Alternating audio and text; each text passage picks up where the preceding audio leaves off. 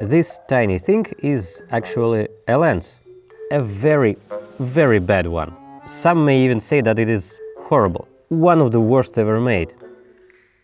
And I love it. It is truly one of my favorite.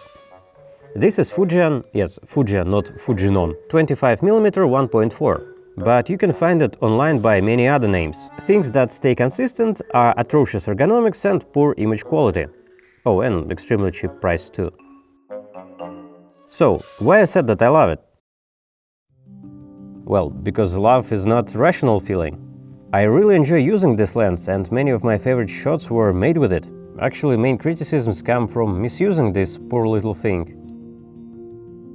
You see, it never meant to be used in any kind of video production. This is a tool for surveillance and industrial equipment, so you are not really supposed to interact with it other than initial setup. And probably because of that, handling is awful.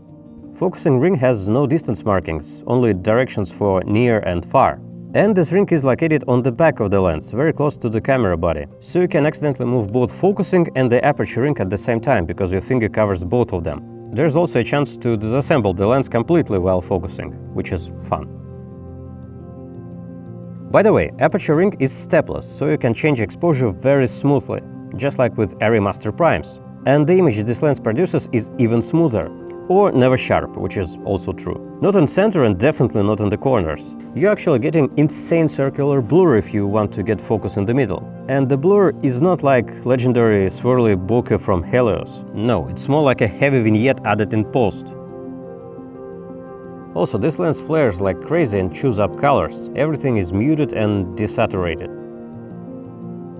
As I said, love is irrational. Somehow this combination of problems is only benefiting my creativity. I really like walking around with this on my camera and capturing some interesting shots. For me it isn't a struggle at all, it's more like a fun game actually. Especially at night. Maximum aperture of 1.4 gives you ability to shoot in very dark locations, and tiny size making it suitable for gimbal use. And those blur and softness give kind of a dreamy feeling to the image. Yes, I probably wouldn't use it for shooting corporate interview, but it's definitely suitable for a documentary or music video or something story-driven. Anything where you have some creative freedom and not forced towards clinically sterile look.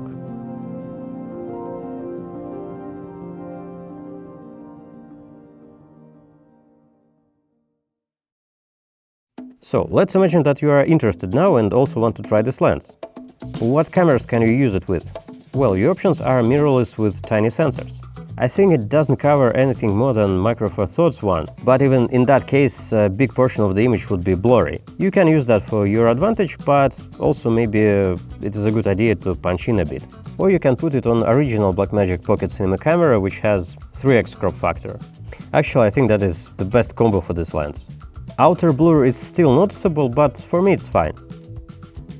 This lens also has some relatives under the Fujian brand and in general CCTV category, but keep in mind that not all of them will cover Micro Four Thirds sensor. Some of them couldn't do it even with Super 16.